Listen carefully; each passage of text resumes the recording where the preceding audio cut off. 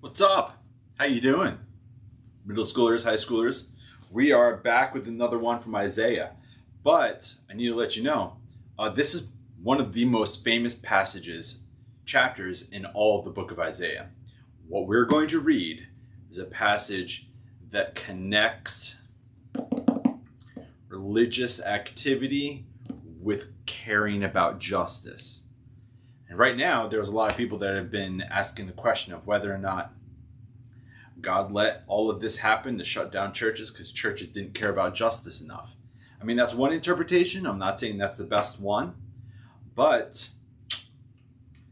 from the Old Testament, we're going to read a passage that sounds very progressive in a sense, that you could say cares more about justice than it seems like we sometimes do today.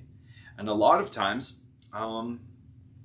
we tend to think that the New Testament is more concerned with ethics, but actually not here. So I'm going to read for you chapter 58, and I'm going to break it down, okay? So I'm only going to read the first, this says 14 verses right here. So just sit down, chill out, I'll read it to you, you just listen, and then we'll break it down. Here we go. Cry aloud with all your might. Do not hold back. Raise your voice like a trumpet. Declare to my people their transgression, and to the house of Jacob their sins. For day after day they seek me and delight to know my ways, as if they were a nation that does what is right, that has not abandoned the laws of its God. They ask me for beneficial judgments, and they delight to draw near God. Why have I fasted? Why have we fasted, and you do not see it? Why have we mortified our flesh, and you have paid no attention? That's the Israelites speaking to God. And then this is God's response. Because on the day of your fasting, you go about your own concerns, and you exploit all of your workers. Look, you fast only to quarrel and fight, striking each other with clenched fists. You cannot fail as you do today and expect your voice to be heard on high. Is this really the kind of fast I have chosen, a day for man to chastise his own flesh? Is it a time to bow one's head like a weed and lie in sackcloth and ashes? Do you call this a fast, a day pleasing to the Lord? Rather, is not this the kind of fast I choose?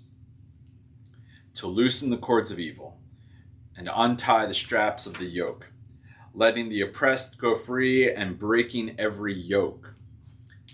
Is it not to share your food with the hungry and to bring the homeless poor into your house, when you see the naked to clothe him and not to ignore your own kin? Then will your light shine forth like the dawn, and your healing spring up quickly. Your salvation will go before you, and the glory of the Lord will be your rear guard. Then you will call, and the Lord will answer. You will cry, and he will say, Here I am. If you take away oppression from your midst, pointing the finger and malicious talk, if you commit yourself to the welfare of the hungry and satisfy the wants of the oppressed, then your light will rise in the darkness and your gloom will be like noonday. The Lord will guide you continually and satisfy your needs in parched places and strengthen your bones. You will be like a well-watered garden and like a spring whose waters do not fail. From your midst, they will rebuild the ancient ruins and restore the ancient foundations. You will be called the repairer of fallen walls, restorer of streets for dwelling. If you keep from desecrating the Sabbath, from doing your own delights on my holy day, and call the Sabbath a joy, an honorable holy day to the Lord, if you honor it, not going your own ways or pursuing your own affairs or business, then you will take pleasure in the Lord, and I will cause you to ride upon the heights of the earth and let you enjoy the heritage of your father Jacob, for the mouth of the Lord has spoken. Thus saith the word of the Lord. Now, what we have in that passage are religious folk doing religious things, thinking that that will get a response from God. And then God replies, Oh, you think I care about religious practices? Religious practices mean nothing to me unless you care about the oppressed and the poor, unless you clothe the naked and give food to the hungry. That's the kind of fast, that's the kind of religious activity I really care about. And so what we have here in this famous chapter is kind of like a course correction. Yahweh is speaking to the people of Israel and reminding them that it's not their religious activities that bring him the most joy. In fact, it's not even as though any of your religious activities or services can even get God to do what you want him to do.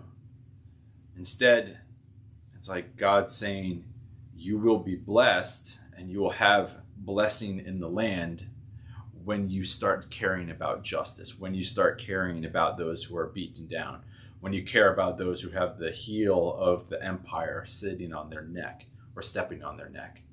So really what we have is an ancient book talking very much about how God cares about justice. Maybe more than religious activity. So how about that? Why don't you shoot me an email or leave a comment, do whatever you want, but tell me, what do you think about that? Do you think God cares more about justice than whether or not we have religious services? Woo! And you know what? Don't take just my reading of it. Go ahead and find your own copy, your own Bible. Maybe it's a different translation than the one that was used in this commentary. But go ahead and read Isaiah 58 for yourself. And then you ask whether or not that chapter could still be spoken today to the church in the middle of a season such as this. So that's all. We'll catch you next time. We'll continue on with Isaiah until we're done. And have a lovely week. Grace and peace to all of you.